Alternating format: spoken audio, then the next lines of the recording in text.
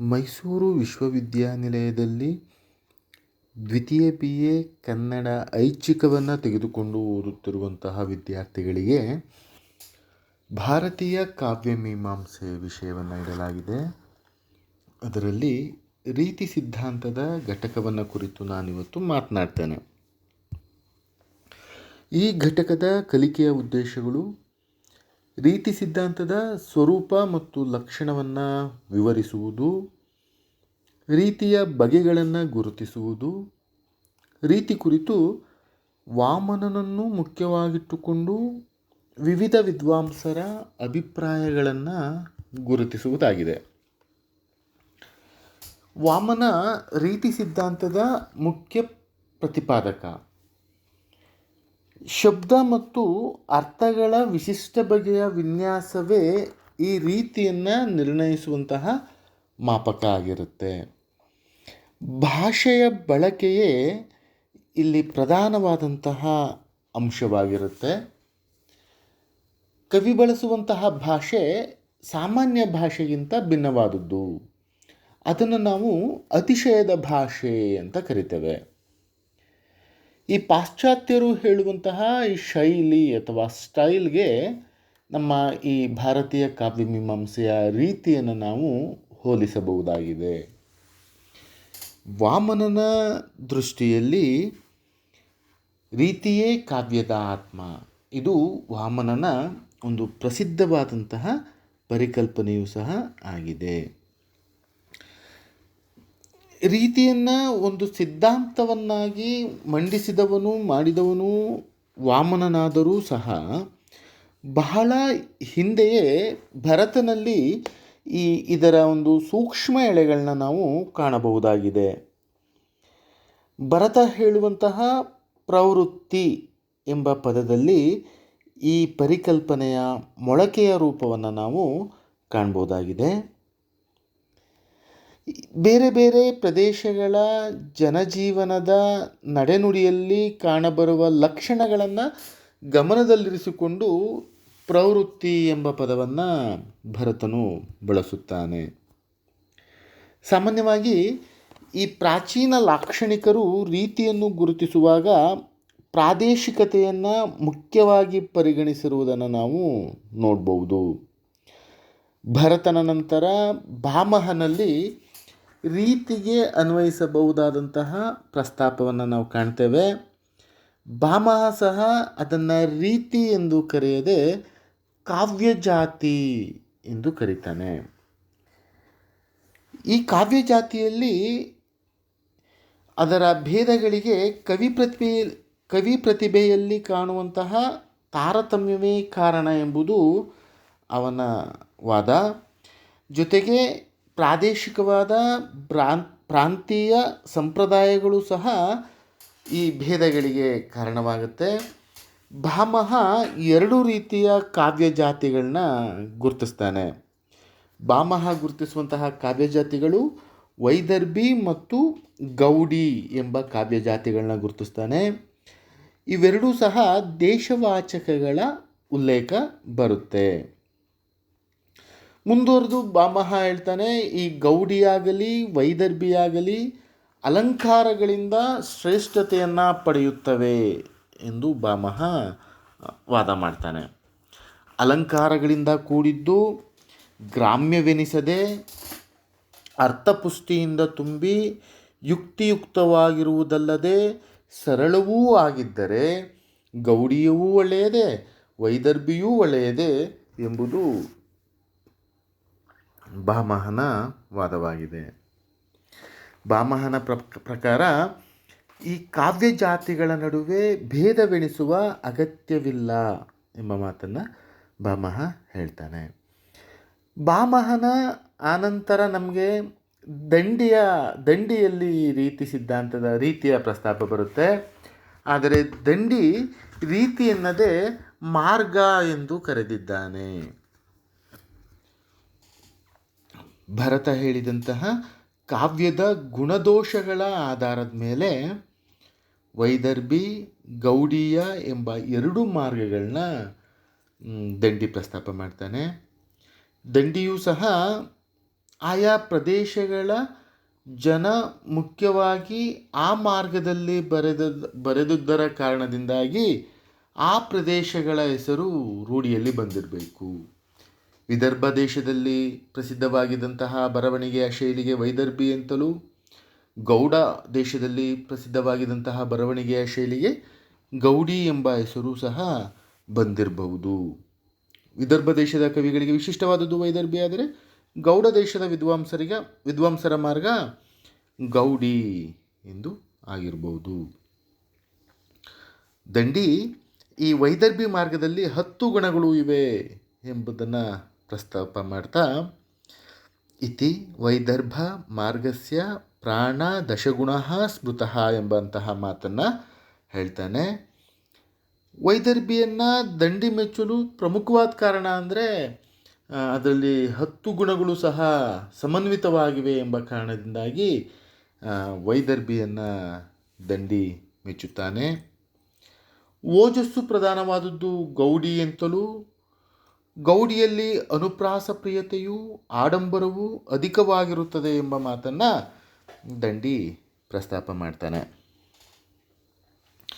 ಭಾಮಹನ ನಂತರ ದಂಡಿಯ ನಂತರ ಕೆಲವರಲ್ಲಿ ಈ ರೀತಿಯ ಕುರಿತು ಪ್ರಸ್ತಾಪ ನಾವು ಕಾಣ್ಬೋದು.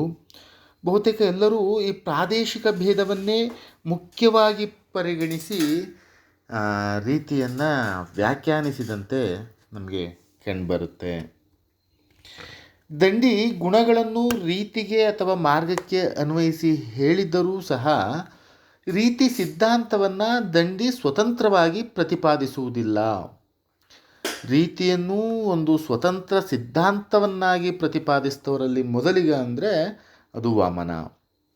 ವಾಮನನು ತನ್ನ ಕಾವ್ಯಾಲಂಕಾರ ಸೂತ್ರವೃತ್ತಿ ಎಂಬಂತಹ ಕೃತಿಯಲ್ಲಿ ರೀತಿರಾತ್ಮ ಕಾವ್ಯಸ್ಯ ಎಂಬಂತಹ ಒಂದು ಪ್ರಸಿದ್ಧವಾದಂತಹ ಹೇಳಿಕೆಯನ್ನು ಕೊಡ್ತಾನೆ. ವಾಮನನ ದೃಷ್ಟಿಯಲ್ಲಿ ರೀತಿ ಕಾವ್ಯದ ಆತ್ಮ.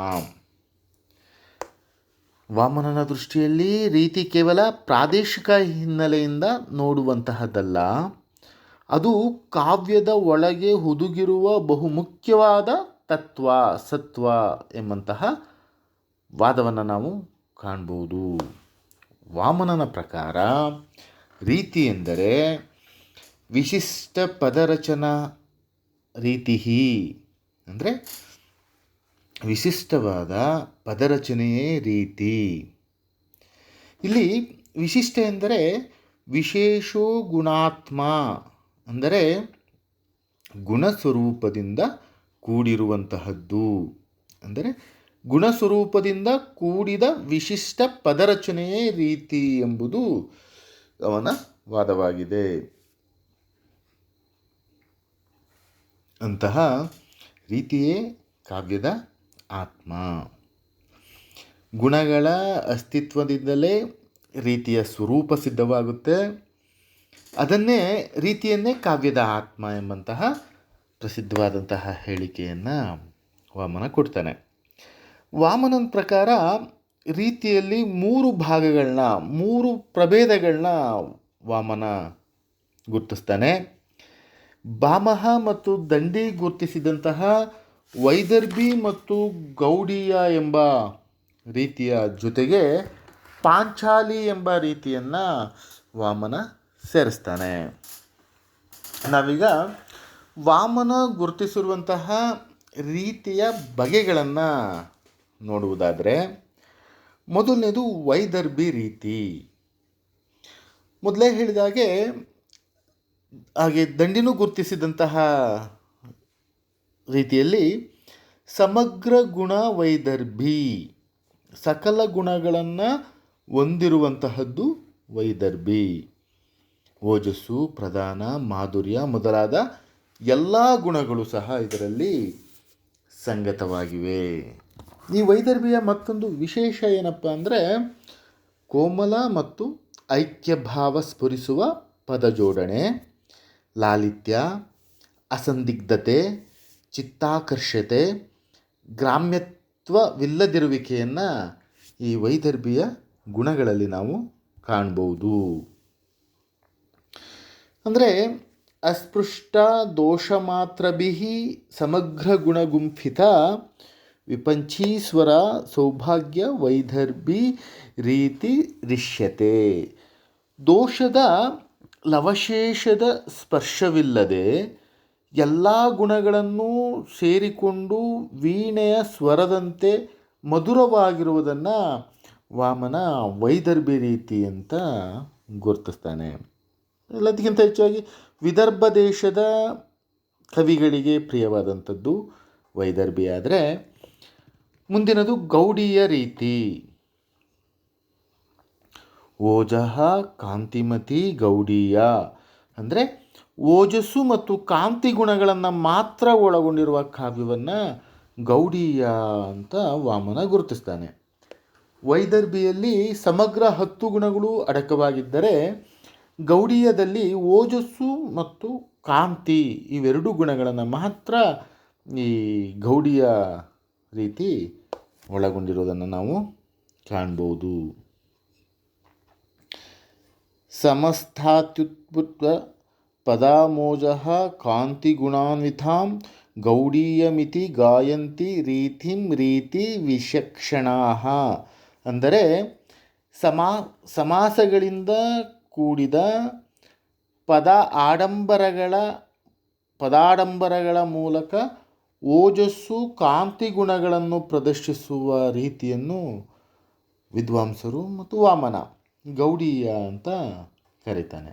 ಇಲ್ಲಿ ಸಮಾಸ ಪದಗಳಿಂದ ಕೂಡಿರಬೇಕು, ಆದರೆ ಪದಗಳ ಆಡಂಬರ ಇರಬೇಕು, ಜೊತೆಗೆ ಓಜಸ್ಸು ಮತ್ತು ಕಾಂತಿ ಗುಣಗಳನ್ನ ಇದು ಗೌಡೀಯ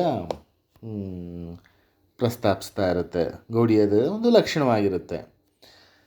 ನಂತರ ವಾಮನನೇ ಮುಖ್ಯವಾಗಿ ಗುರುತಿಸುವಂತಹ ರೀತಿ ಪಾಂಚಾಲಿ ರೀತಿ. ಇದು ಬಹುಶಃ ಪಾಂಚಾಲ ಪ್ರದೇಶದಲ್ಲಿ ಕಂಡುಬರುವಂತಹ ರೀತಿಯಾಗಿರ್ಬೋದು. ಮಾಧುರ್ಯ ಸೌಕುಮಾರ್ಯೋಪಪನ್ನ ಪಾಂಚಾಲಿ ಎಂಬುದು ಇದರ ಲಕ್ಷಣ. ಅಂದರೆ ಮಾಧುರ್ಯ ಮತ್ತು ಸೌಕುಮಾರ್ಯ ಎಂಬ ಎರಡು ಕಾವ್ಯಗುಣಗಳನ್ನು ಈ ರೀತಿಯ ಕಾವ್ಯದಲ್ಲಿ ಇರುತ್ತೆ. ಇಲ್ಲಿ ಪದಗಳ ಆರ್ಭಟ ಇರೋದಿಲ್ಲ. ಪದಗಳ ಆರ್ಭಟ ಈ ಪಾಂಚಾಲಿಯಲ್ಲಿ ಇರೋದಿಲ್ಲ.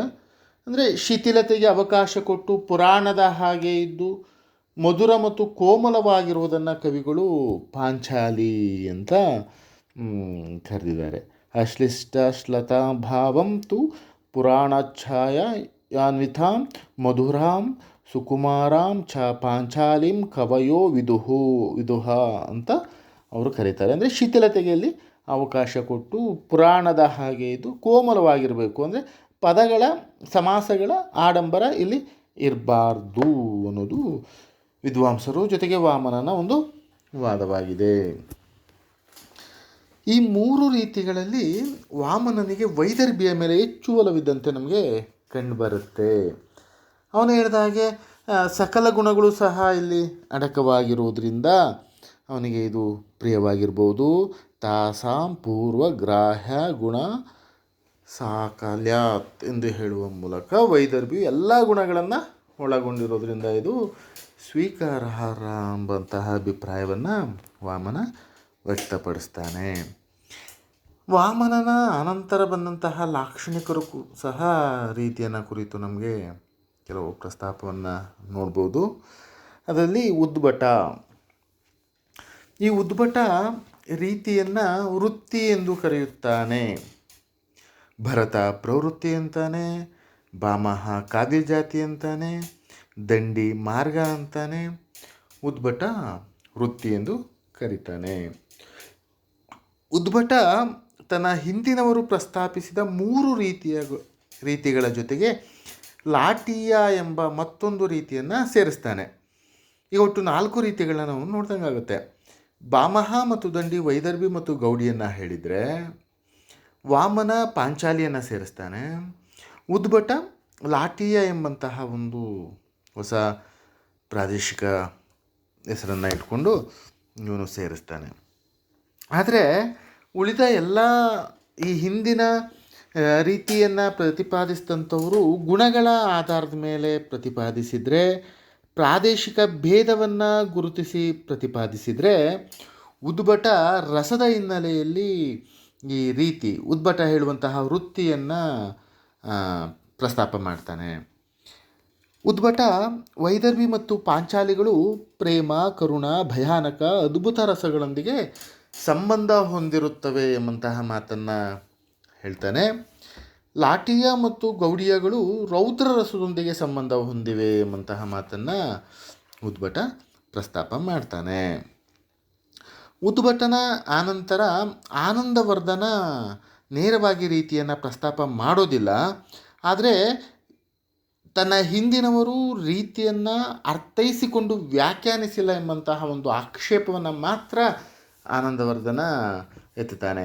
ಆನಂದವರ್ಧನನಲ್ಲಿ ರೀತಿ ಕುರಿತು ಚಿಂತನೆ ಕಡಿಮೆ ಇದೆ, ನೇರವಾಗಿ ಅದನ್ನು ಪ್ರಸ್ತಾಪ ಮಾಡುವುದಿಲ್ಲ. ಆದರೆ ಆಕ್ಷೇಪವನ್ನು ಮಾತ್ರ ಆನಂದವರ್ಧನ ಎತ್ತುತ್ತಾನೆ. ಆನಂದವರ್ಧನನ ನಂತರ ರಾಜಶೇಖರ ಕಾವ್ಯಮೀಮಾಂಸಾ ಎಂಬಂತಹ ಆತನ ಕೃತಿಯಲ್ಲಿ ರೀತಿಯನ್ನು ಕುರಿತು ವತ್ಸಗುಲ್ಮ ಮತ್ತು ಮಾಗಧಿ ಎಂಬ ಹೆಸರಿನ ಎರಡು ರೀತಿಗಳನ್ನ ಆತ ಪ್ರಸ್ತಾಪ ಮಾಡ್ತಾನೆ. ಇಷ್ಟು ರೀತಿ ಸಿದ್ಧಾಂತವನ್ನು ಕುರಿತು ಹೇಳೋದಾದರೆ, ಕಡೆಯದಾಗಿ ರೀತಿಯನ್ನು ಕುರಿತು ವಾಮನನಿಂದ ಮೊದಲುಗೊಂಡು ಭರತನಿಂದ ಮೊದಲುಗೊಂಡು ತುಂಬ ವಿದ್ವಾಂಸರು ರೀತಿಯನ್ನು ಕುರಿತು ನಮಗೆ ಪ್ರಸ್ತಾಪವನ್ನು ಮಾಡಿದ್ದಾರೆ. ರೀತಿಯೇ ಕಾವ್ಯದ ಆತ್ಮ ಅಂತ ವಾಮನನ ಸಿದ್ಧಾಂತವಾದರೆ, ಭರತ, ಭಾಮಹ, ದಂಡಿ ಮೊದಲಾದವರಲ್ಲಿ ರೀತಿಗೆ ಅನ್ವಯಿಸಬಹುದಾದಂಥ ಕೆಲವು ಪರಿಕಲ್ಪನೆಗಳನ್ನ ನಾವು ನೋಡ್ಬೋದು.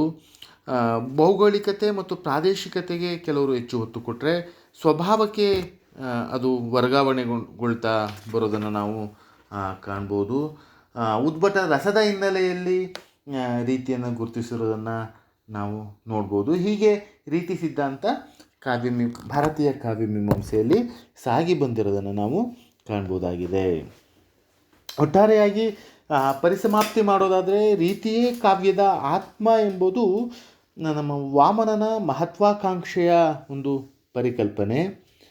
ಆ ಅರ್ಥದಲ್ಲಿಯೇ ಗುರಿ ಮುಟ್ಟಲು ಸಾಧ್ಯವಾಗದಿದ್ದರೂ ಕಾವ್ಯದ ಇತರ ಸೂಕ್ಷ್ಮಗಳನ್ನ ಹೆಚ್ಚು ಹೆಚ್ಚು ಆಳ ವಿಸ್ತಾರಗಳಲ್ಲಿ ನೋಡಲು ಈ ಒಂದು ರೀತಿ ಸಿದ್ಧಾಂತ ಸಹಾಯಕವಾಗಿದೆ ಎಂಬಂತಹ ಒಂದು ವಿಷಯವನ್ನು ನಾವು ಇಲ್ಲಿ ಹೇಳ್ಬೋದು. ನಮಸ್ಕಾರ. ಈಗ ಒಂದಿಷ್ಟು MCQ ಕ್ವಶನ್ಗಳನ್ನ ನೀವು ನೋಡೋದಾದರೆ, ರೀತಿರಾತ್ಮ ಕಾವ್ಯಸ್ಯ ಎಂಬ ಹೇಳಿಕೆಯನ್ನು ಕೊಟ್ಟವರು ಯಾರು ಎಂಬಂತಹ ಅದು ವಾಮನ ಆಗುತ್ತೆ. ಪಾಂಚಾಲಿಯನ್ನು ಒಂದು ರೀತಿ ಎಂದು ಗುರುತಿಸಿದವರು ಸಹ ವಾಮನ ಆಗುತ್ತೆ. ಲಾಠಿಯವನ್ನು ರೀತಿ ಅಂತ ಹೇಳಿದವರು ಉದ್ಭಟ ಆಗುತ್ತೆ. ನಮಸ್ಕಾರ.